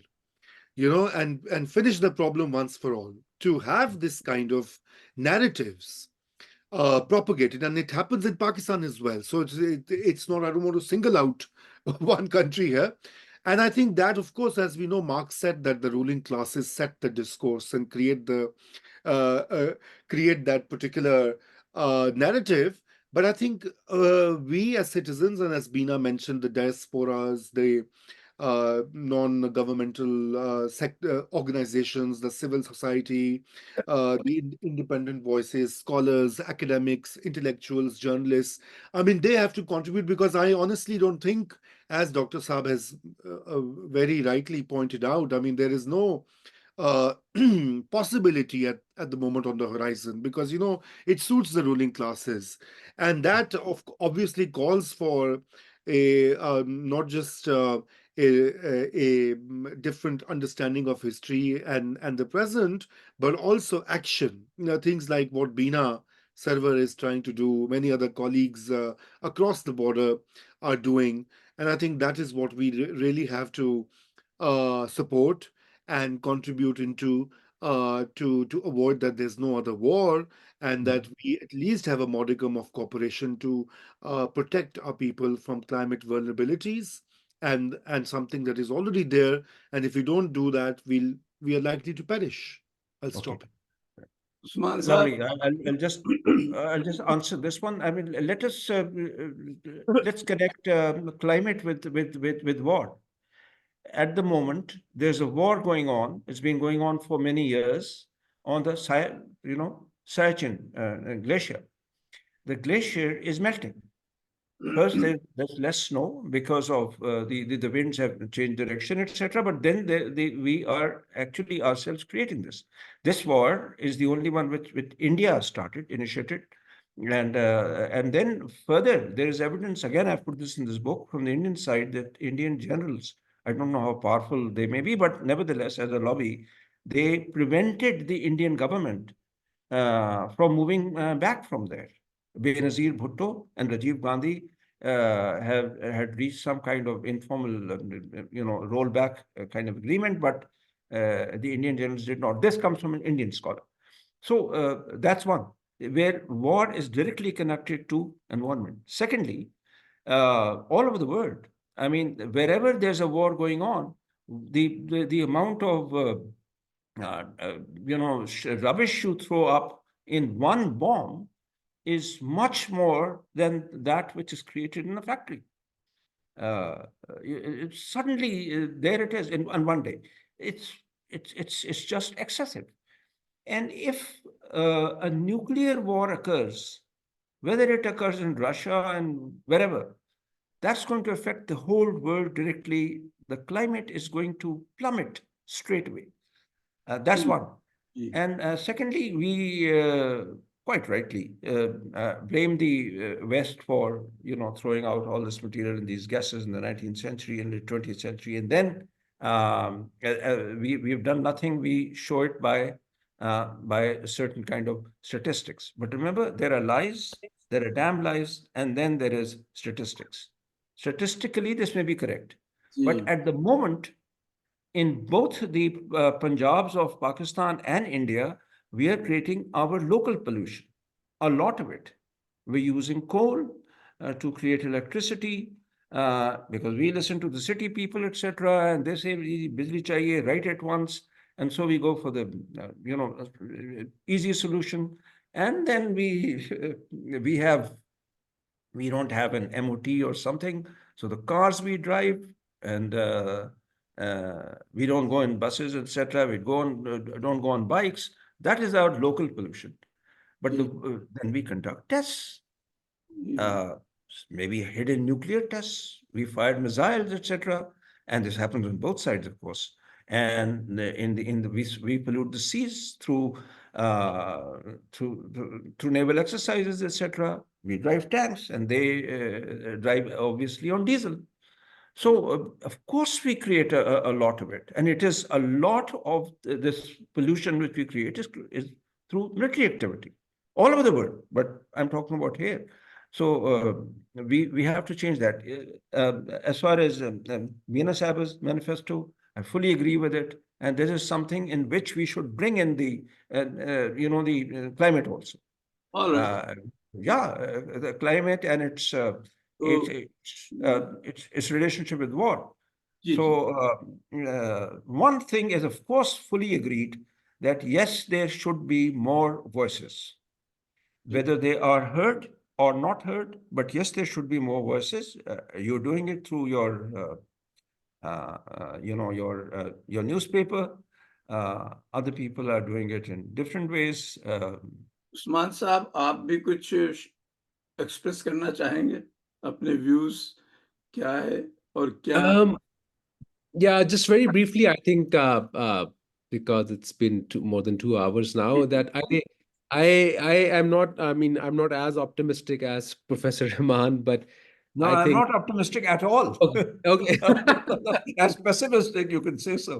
Then we are on the proverbial same page. Then I think that a lot. Maybe if you can express on one thing that I wanted to raise, but I think since time has passed, I don't want to let you all stay here. But tell me, I mean, I'm from India, yeah. I'm an Indian Muslim and living here since 45 years in the States. I know about Indian progress, its shortcomings, and fairly informed about Pakistani situation also. What is really in the psyche and mind of educated Pakistanis that they see that they are not progressing really? They are stuck since a long time. They're not progressing on any front to be visible. Why don't they make any change in their narrative or in their actions? What is this about Kashmir? I mean, is this like Kashmir becomes Pakistan becomes a prisoner of Kashmir? What is this? Half part Kashmir, if you don't get the whole development, the whole progress, the whole psyche, you're holding on that. I mean, what is this? Why don't we move on and change to progress? Well, I mean, sorry to. I mean, it's a question. It's a. Is this question to? I just wanted to know about from Dr. Kasmi, isn't it? Dr. Kasmi or Raza So I don't think I can just briefly say that. I mean, what is the idea of that progress or development that we're talking about here? Because we have seen India progress into almost a fascist state, I am sorry to say, and it's you've gone to politics. Yeah, and I mean, like, so there's an inauguration of a new Indian Republic, and that is unfortunately it's a departure from the founding movement of it's a new tryst with destiny which has been inaugurated in India in the past 10 years. I didn't want to come to Modi versus Nehru. I didn't want. I'm talking about. That's the point. Progress. I mean, that's something fundamentally which is shifting, which is more. Well, that will come back. It doesn't matter in democracy. In case of Indian intelligentsia and Indian middle classes, and that I think it's not so which is beyond. Beyond politics, in the sense which is beyond change in governments, So what has happened, it's then far-reaching in the sense that the cultural landscape has changed. Whereas in case of Pakistan, I think it's we know, and as Professor Rahman's book is a tells us, is how it's it's top down. It's like the military as an institution has been fueling these conflicts, these wars, these non-state actors, and how because of international pressure and because of domestic pressure, it's been possible to pull back basically from that, and possibly try to move in a different kind of a direction, right? So it's yeah, I mean, so there are positive, negative things which have been happening on sides of Yeah, the body. yeah. So, oh, sorry, maybe you misread what I wanted to ask you. Look, the main thing for any country is not political moves or waves. This Modi factor might disappear in 1 or 2 general elections, might be. It is on the level of roads, institutions, discoveries, light, electricity, health, reform, gender, education, this is what defines a country. It is Modi's or Nehru's, that is not the real issue. Issue is like in your country, average person is having the access to metro, to clean water, to education, to hospital, to all kind of reforms, all kind of function that a functional state provides. I mean, what is not why people are not worried about that? Like you mentioned about immediately Modi, as if the Nehruvian things gone forever. Look, these guys were working. This is the party that believed in not India's that kind of democracy or constitution. They are in power. They are hating everyone, including Nehru or including Muslims or everyone. They are not going to survive on hate for long. They have to deliver what India needs, like more modern, things, what India is doing all the time. So they are not going to survive either this election or that election or 2 elections after. So don't go into that. India could produce many other things on the world market. That's what I'm talking about. Pakistan has the same level of brain. What is not, why it is not putting that thing in order to create things, industry, education centers, high technological scene. I mean, look into that. Everything coming to India, all service thing going to India. Indians are coming to America or to Europe. There are reasons. It's nothing to do with Modi or anything. They are highly skilled. That's why they're getting into this. What that is skill, why it is missing? Because your priority is sucked into something else, probably. That is the issue I'm talking about. Nothing personal, nothing, don't take into that. It is a discussion on the state of your country or people. That's what I was talking about. Sorry, it is quite late. We can put another session for such kind of discussions. But look, Modi effect is not in the South, okay?